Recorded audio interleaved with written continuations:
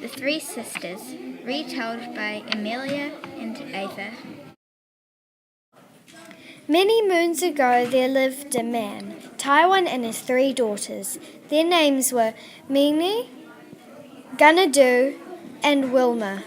They also lived in evil Bunyip. One day Taiwan went to pass the Bunyip's cave. He had to be quiet, or else the Bunyip would awaken and eat his daughters. He hid them at the top of the cliff. Mimi saw a centipede crawling along the top of the cliff. She threw a rock at it, but it missed the centipede and rolled over the edge of the cliff. It awakened the Bunyip, and the Bunyip leaped towards the 3 daughters. Taiwan saw the Bunyip leaping towards them, so he turned the 3 sisters into stone. Taiwan ran for the hills with the Bunyip chasing him. He turned himself into a lyrebird and dropped his bone. Thanks for watching!